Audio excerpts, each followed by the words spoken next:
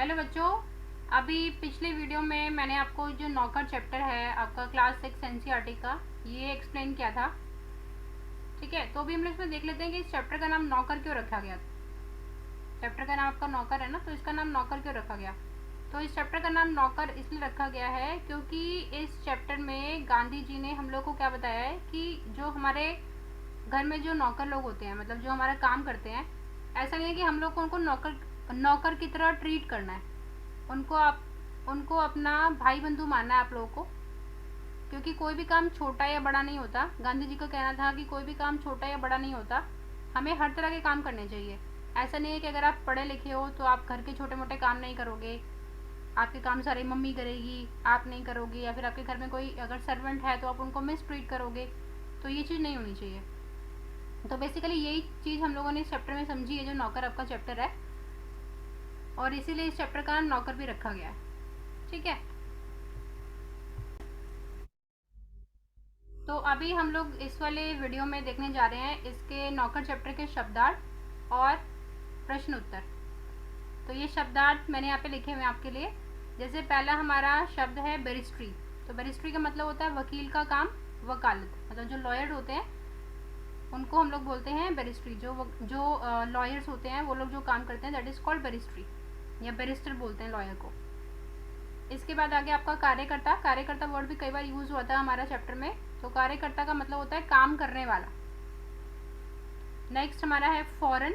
फॉरन means तुरंत, मतलब on the spot, एकदम से।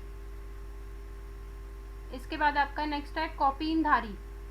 तो कॉपीनधारी होता है, आपने देखा ना गांधी जी हमेशा छोटी सी धोती पहन के रखते हैं, तो उसको लंगोट भी कहते हैं। लंगोट पहनने वाला उसको बोलते हैं हम लोग कॉपीनधारी। नेक्स्ट है कारकुन। प्रतिनिधि के रूप में काम करने वाला कर्मचारी, मतलब जो रिप्रेजेंटेटिव होता है ना, उसको हम लोग कारकुन बोलते हैं। मतलब कोई भी पर्सन होता है, जब वो खुद, मतलब जैसे सपोज कोई पर्सन है वो बहुत अच्छी पोस्ट पर है, तो उसके लिए हर जगह पर जाना पॉसिबल नहीं है, या हर कोई अगर मीटिंग है तो उसमें उसके लिए वहाँ पर पहुँचना पॉसिबल नहीं है। तो वो क्या करता है, वो एक अपना प्रतिनिधि रखता है। प्रतिनिधि मतलब एक रिप्रेजेंटेटिव अपॉइंट करता है, तो उसको बोलते हैं हम लोग कारकुन, जो कि उनकी जगह पे जाके मतलब उनका काम करता है। नेक्स्ट आपका है हैरत। तो हैरत का मतलब होता है हैरानी। नेक्स्ट इज आगंतुक। आगंतुक जो मेहमान होते हैं, अतिथि होते हैं, उनको हम आगंतुक बोलते हैं। पखवाड़ा, 15 दिन का समय, जो 15 डेज का टाइम होता है उसको बोलते हैं पखवाड़ा। हाजमा, खाना पचाने की शक्ति, मतलब जो हमारा डाइजेस्टिव सिस्टम होता है, आप कितनी जल्दी से आप खाना डाइजेस्ट कर लेते हो, उसको बोलते हैं हम लोग हाजमा। तो खाना डाइजेस्ट करने की जो पावर होती है, दैट इज कॉल्ड हाजमा। नेक्स्ट वर्ड इज कालिक। धुएं से काला होना, मतलब जैसे हम लोग जब कुछ खाना बनाते हैं तो धुएं की वजह से जो हमारा पतीला होता है या जो हमारा बर्तन होता है नीचे से काला हो जाता है, तो उसको बोलते हैं हम लोग कालिक। नेक्स्ट इज प्रवासी। प्रवासी मतलब दूसरे देश में जाकर रहने वाला, उसको बोलते हैं हम लोग प्रवासी। जैसे फॉर एग्जांपल अगर आप इंडिया से कहीं और जाकर रह रहे हो, किसी दूसरे देश में जाकर रह रहे हो, तो फिर आप वहाँ पे प्रवासी हो। अनिवार्य। अनिवार्य मतलब अति आवश्यक, बहुत ज़्यादा ज़रूरी, तो उसको बोलते हैं हम लोग अनिवार्य। नेक्स्ट है हमारा अनुमति। अनुमति का मतलब होता है आज्ञा, किसी से आज्ञा लेना, दैट इज कॉल्ड अनुमति। भंडार। भंडार मतलब खजाना या कोष, मतलब जहाँ पर हम लोग एक ही चीज़ को लाइक उससे रिलेटेड चीज़ों को हम लोग इकट्ठा करके रखते हैं। लाइक फॉर एग्जांपल के लिए यहाँ पे जैसे खाने का भंडार घर है, तो वहाँ पे क्या है, भंडार घर में हम लोगों ने सारा अपना खाना, जो खाने का सामान है उसको इकट्ठा करा हुआ है। आटा रखा हुआ है, वहाँ पे चावल रखा हुआ है, सब्जियाँ रखी हुई है, और जो मसाले वगैरह होते हैं वो सब रखा हुआ है, तो उसको कह रहे हैं भंडार, मतलब जहाँ पे हम लोग सब कुछ इकट्ठा करके रखते हैं। खाखरा। खाखरा एक गुजराती व्यंजन होता है, बहुत टेस्टी होता है ये। विधि। विधि मतलब तरीका, कि हम लोग कोई काम किस ढंग से कर रहे हैं, हम लोग कोई काम किस तरीके से कर रहे हैं, दैट इज कॉल्ड विधि। आग्रह। आग्रह मतलब किसी बात पर जोर देते हुए प्रार्थना करना। मतलब आप वो काम करना चाह रहे हो और जो सेकंड पर्सन है उस काम के लिए आपको मना कर रहा है कि मैं वो काम नहीं करूँगा, तो आप उनसे थोड़ा सा इंसिस्ट कर रहे हो, बट ऐसा नहीं कि बहुत फोर्सफुली एकदम गंदे तरीके से आप उनको बोल रहे हो, नहीं, आप उनको पोलाइटली थोड़ा सा इंसिस्ट कर रहे हो कि प्लीज़ आप ये काम कर दो, तो उसको बोलते हैं हम लोग आग्रह। सहायक, मदद करने वाला, मतलब जो हेल्पर होता है उसको हम लोग सहायक बोलते हैं। वेतन भोगी, वेतन पर काम करने वाला, जो सैलरी लेके काम करता है उसको बोलते हैं वेतन भोगी। नेक्स्ट इज अनुकरण। अनुकरण मतलब नकल करना, जो मतलब लाइक उसकी नकल करते हैं, उसकी जैसा सेम आपने कर लिया तो उसको बोलते हैं अनुकरण। छरहरा, दुबला लेकिन फुर्तीला, मतलब बहुत पतला सा। गांधी जी कैसे थे? गांधी जी एकदम दुबले से थे, लेकिन उनके अंदर बहुत ज़्यादा फुर्ती थी, बहुत एक्टिव थे। तो छरहरा का मतलब होता है दुबला फुर्तीला। ताड़ लेना, जान लेना, समझ जाना, ठीक है, किस चीज को समझ जाना उसको बोलते हैं हम लोग ताड़ लेना। चारा ना होना, कोई उपाय नहीं होना, मतलब जो आपके पास सपोज आपको कोई काम करना है और आपके पास कोई ऑप्शन ही नहीं है उस काम, सपोज आपका मंडे को टेस्ट है, मैम ने आपको बोला कि भाई मैं मंडे को आपका नौकर चैप्टर के क्वेश्चन आंसर्स का टेस्ट लूँगी, और अगर आप नहीं करोगे तो आपकी मम्मी को मैं एक नोट लिख के भेज दूँगी या आपके पेरेंट्स को बुलाया जाएगा, तो फिर आपके पास कोई चारा ही नहीं है क्वेश्चन आंसर्स लर्न करने के अलावा। तो चारा ना होना मतलब कोई उपाय ना होना। अब हम लोग देख लेते हैं क्वेश्चन आंसर्स को। तो पहला क्वेश्चन है हमारा, फर्स्ट हमारा प्रश्न है, आश्रम में कॉलेज के छात्रों से गांधी जी ने कौन सा काम करवाया और क्यों करवाया? तो यहाँ मैंने आंसर लिखा हुआ है, मैं एक्सप्लेन कर देती हूँ। गांधी जी ने कॉलेज के छात्रों से गेहूं बिनने का काम करवाया। कॉलेज के छात्रों को क्या लग रहा था कि भाई हम लोग इतने पढ़े लिखे हैं, हम लोगों को अंग्रेजी आती है, तो गांधी जी हमें कोई अंग्रेजी भाषा का काम करवाएंगे या कोई पढ़ने लिखने का काम देंगे।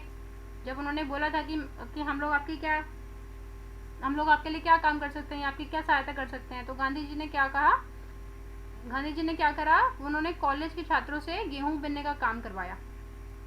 कॉलेज के छात्रों को अपने अंग्रेजी भाषा के ज्ञान पर बड़ा गर्व था। उन्हें लगा कि गांधी जी उन्हें कोई लिखने पढ़ने का काम देंगे, इसलिए गेहूं बिनने का काम देकर गांधी जी ने उनके अभिमान को नष्ट करना चाहते थे। मतलब जैसे होता है ना कि आजकल के बच्चे सोचते हैं कि भाई हम तो इतने पढ़े लिखे हैं तो हम लोग ये गेहूं बिनने का काम क्यों करेंगे, या फिर हम लोग घर की सफाई क्यों करेंगे, लेकिन ऐसा नहीं है ना, अगर मम्मा बीमार है तो आपको थोड़ा बहुत मम्मा की हेल्प तो करनी चाहिए। तो वही उनका घमंड तोड़ने के लिए, अभिमान मतलब यहाँ पे उनका घमंड तोड़ने के लिए उन्होंने क्या किया था, उन्होंने छात्रों को गेहूं बिनने का काम दिया था। या आप ये कह सकते हो कि उनको वो इंडायरेक्टली ये समझाना चाहते हैं कि कोई भी काम बड़ा या छोटा नहीं होता, तो इसलिए उन्होंने उनको गेहूं बिनने का मतलब गेहूं साफ करने का काम दिया। अगला क्वेश्चन देखिए, आश्रम में गांधी जी कई ऐसे काम भी करते थे जिन्हें आम तौर पर नौकर चाकर करते हैं। तो पाठ से 3 अलग अलग प्रसंग अपने शब्दों में लिखो जो इस बात का प्रमाण देते हो, मतलब जो इस बात को प्रूव करते हैं कि भाई गांधी जी कुछ ऐसे काम भी करते हैं जो कि नौकर चाकर के काम होते हैं, जो कि लोग सोचते हैं कि नौकर चाकर के काम है। तो गांधी जी द्वारा आश्रम में किए जाने वाले काम जो आमतौर पर नौकर चाकर करते हैं वह इस प्रकार है। सबसे पहला काम, अपने बिस्तर और कमरे की साफ सफाई स्वयं करते थे। ठीक है, ऐसा नहीं कि वो नौकर आके उनका बिस्तर साफ करेगा या उनके कमरे की सफाई करेगा, तो अपने बिस्तर की और अपने कमरे की साफ सफाई वो खुद करते थे। चक्की पर आटा पीसते थे और सब्जियां छीलने और काटने में भी हेल्प करते थे। कुएं से पानी भरकर लाते थे और जूठे बर्तन भी धोते थे। तो ये कुछ ऐसे काम है जो कि इस बात का प्रमाण देते हैं कि गांधी जी आमतौर पर नौकर चाकर के काम भी करते थे। अगला क्वेश्चन है आपका, लंदन में छात्रों द्वारा भोज पर बुलाए जाने पर गांधी जी ने क्या किया? हमने पढ़ा था ना चैप्टर में कि लंदन में जो स्टूडेंट्स थे उन्होंने गांधी जी को इनवाइट किया था खाने पे, तो उस टाइम पर फिर गांधी जी ने क्या किया था?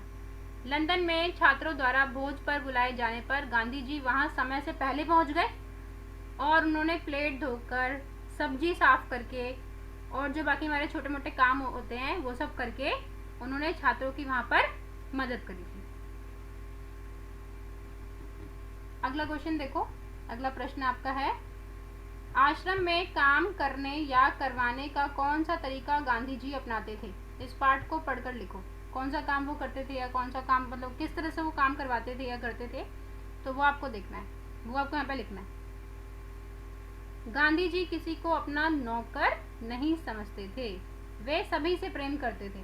हमने पढ़ा है ना, उसमें गांधी जी ने बोला है कि अगर हमारे घर में कोई सर्वेंट काम करता है तो आपको उसको नौकर की तरह ट्रीट नहीं करना, उसको आपको भाई या बहन की तरह ट्रीट करना है।